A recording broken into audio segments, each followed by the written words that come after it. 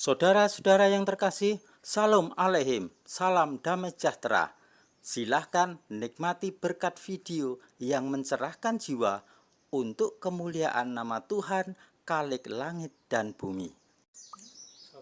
Siapakah para raksasa yang dimaksud dalam kitab Kejadian pasal 6 itu? Saudara-saudara, mari kita baca kitab Kejadian atau Beresit pasal 6 ayat 1 sampai dengan 4. Saya bacakan dari terjemahan ILT.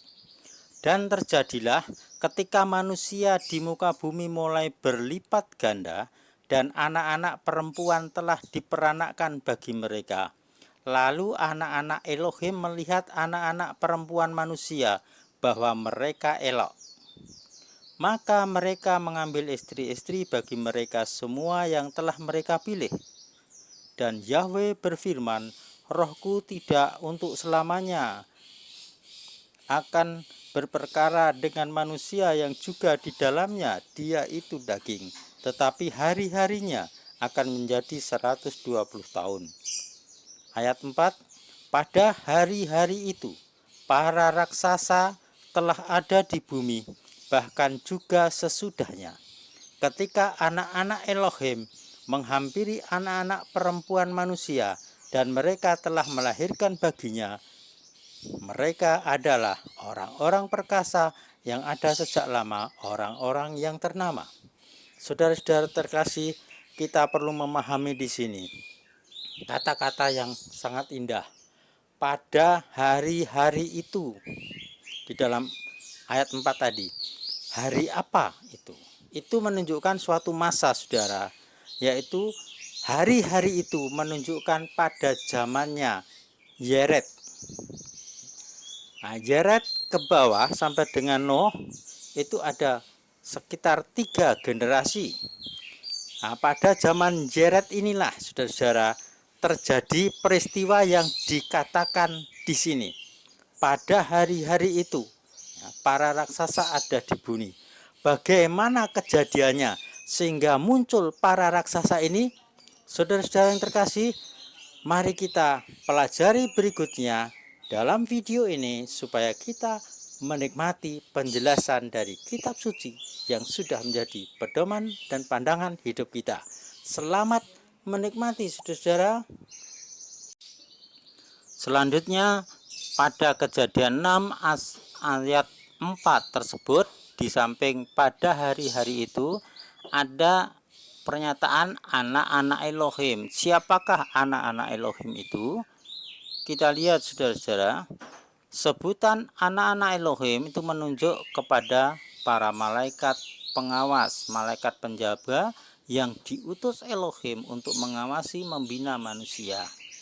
Nah, itu bisa dibandingkan dengan kitab Ayub 1 ayat 6. Pada suatu hari ketika anak-anak Elohim datang menghadap Yahweh dan Satan pun datang di antara mereka. Jadi di sini menunjuk kepada malaikat. Juga Ayub 2 ayat 1 dan Ayub 38 ayat 7 itu menunjuk pada keberadaan malaikat. Dengan demikian, saudara-saudara, kita bisa melihat di sini siapakah yang disebut anak-anak Elohim yang dalam bahasa Ibrani atau bahasa teks aslinya disebut Bnei Ha Elohim. Demikian juga di dalam kitab Henoh 13 ayat 8, Henoh 14 ayat 3, di situ dinyatakan juga selain istilah anak-anak Elohim juga disebut anak-anak surgawi. Kemudian di dalam Henoh 15 ayat 3 saya katakan di sini, mengapa kamu meninggalkan tempat tinggi yang kudus dan kekal yang di surga dan tidur dengan wanita dan mencemarkan dirimu dengan anak-anak perempuan manusia dan mengambil istri bagi dirimu sendiri dan bertindak seperti anak-anak manusia di bumi dan memperanakkan para raksasa. Di dalam kitab Yudas 1 ayat 6 juga sangat jelas di situ dikatakan juga para malaikat, mereka yang tidak menjaga asal usul mereka sendiri, malah telah meninggalkan kediamannya sendiri. Dia telah menahan mereka dengan belenggu abadi di bawah kedalaman sampai penghakiman pada hari yang besar. Jadi inilah saudara-saudara, anak-anak Elohim adalah sebutan untuk para malaikat dan bukan keturunan Set. Sebab ada kelompok tertentu yang mengatakan memang berusaha untuk menyelewengkan pemahaman kitab ini dengan mengatakan anak-anak Elohim itu sebutan untuk anak-anak keturunan Set. Yaitu tidak benar, saudara, karena tidak ada pendukung yang pasti, itu hanya rekaan teori manusia. Kalau fakta-fakta dalam kitab suci menunjukkan itu adalah para malaikat. Kemudian saudara, siapakah para raksasa di dalam Kejadian 6 ayat 4 itu? Kita melihat di sini saudara, bahwa anak-anak Elohim tadi, para malaikat, setelah membangkang, memberontak kepada Elohim Yahweh yang mengutusnya sebagai makhluk roh, kok mengambil rupa jadi daging, hidup seperti manusia, yaitu kawin dengan perempuan anak manusia, yang dalam bahasa Ibrani-nya anak-anak manusia itu disebut anak-anak Adam, yaitu Bnei Ha Elohim, itu kan anak-anak Elohim. Kalau anak-anak Adam itu Benot Ha Adam, anak-anak Adam. Saudara-saudara yang terkasih, kita melihat di sini bahwa malaikat yang roh adanya mengambil rupa jadi manusia. Ya, kita tahu bahwa malaikat itu roh kalau menemui Abraham mengambil rupa manusia. Menemui Lot juga mengambil rupa manusia juga kepada yang lain. Nah, ini juga mengambil pria-pria tampan, mengambil istri-istri keturunan Adam. Kemudian mereka melahirkan anak-anak, saudara. Nah, keturunan percampuran perkawinan atau perkawinan hibrid ini itu kan sudah satu percabulan besar di hadapan Elohim, satu dosa besar. Inilah mengotori keberadaan malaikat yang kudus, mengotori tempat Elohim. Karena itu para malaikat ini tadi dapat hukuman di kekelaman, di abisos, ya, kekal sampai penghakiman akhir, nanti baru dikeluarkan, terus dihakimi terakhir, dihukum kekal. Tapi kita lihat pada hari-hari itu, saudara-saudara, mereka kawin, anak-anaknya itu bukan anak biasa, saudara. Perkawinan hibrid ini menghasilkan para raksasa. Di dalam kitab Kejadian tadi dikatakan, para raksasa, monster-monster manusia ini di dalam bahasa aslinya, saudara, ini disebut dengan Nepilim. Manusia raksasa ini disebut dengan Nepilim. Dan inilah, saudara-saudara, kita memahami di sini bagaimana terus perilaku para raksasa ini, saudara. Saudara-saudara, para raksasa di sini perilakunya ditunjukkan di dalam kitab Henokh, juga kitab Yubel, juga di dalam kitab Kejadian ini, ya, di dalam pasal 5 dan 6 itu sangat jahat. Nah, di dalam kitab Henokh sangat jelas dikatakan mereka itu, para raksasa ini, melahap semua hasil jerih manusia sampai-sampai manusia tidak dapat bertahan lagi. Itu yang pertama. Jadi hasil kebun, hasil panen, semua dilahap. Sehingga manusia harus bisa menyisihkan supaya tidak ketahuan para raksasa ini untuk bisa menyambung hidup. Kemudian para raksasa ini balik juga menyerang manusia untuk memakan mereka. Jadi daging dan darah mereka dimakan bersama-sama manusia ini. Belum lagi, saudara, mereka mulai berbuat dosa kepada binatang-binatang, juga burung-burung, ya, semua hewan. Nah, dikatakan di dalam kitab tersebut bahwa raksasa-raksasa ini kepada hewan-hewan, sapi-sapi betina itu mengawininya.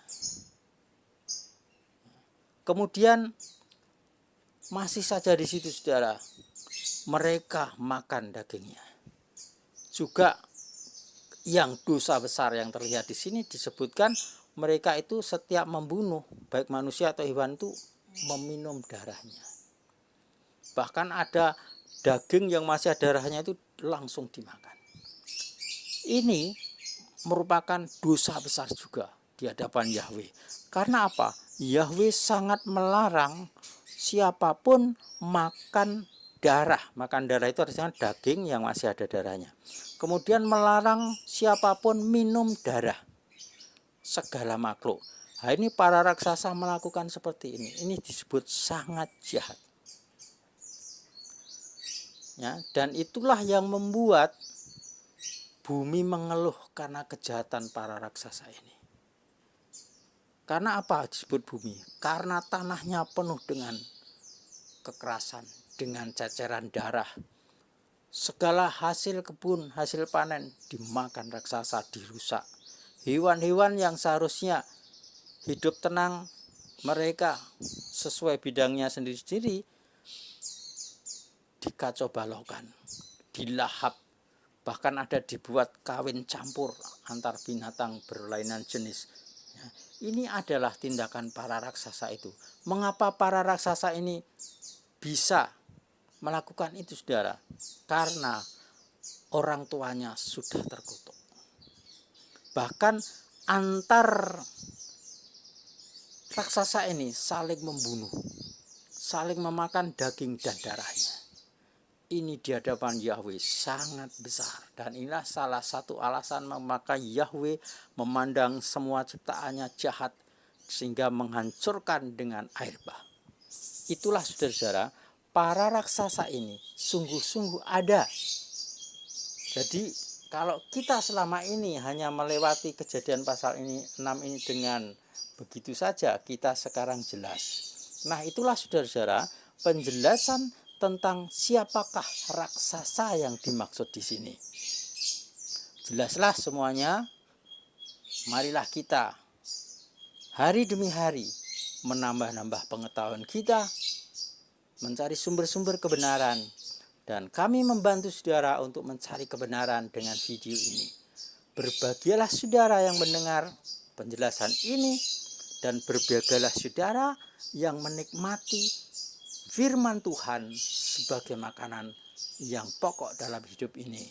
Karena dengan banyaknya firman yang kita tangkap, semakin kita tumbuh di dalam kedewasaan rohani dan semakin mengasihi Bapa kita, menghormati Bapa kita, memasyurkan namanya, memberitakan firman-Nya, dengan kita mentaati segala perintah, menjauhi segala larangannya. Saudara-saudara yang terkasih, berkat Bapa Yahweh, Tuhan pencipta langit dan bumi, turun atas saudara. Saudara dimanapun diberkati, kuat, sehat, perkasa. Saudara berbahagia selama-lamanya. Haleluya. Amin.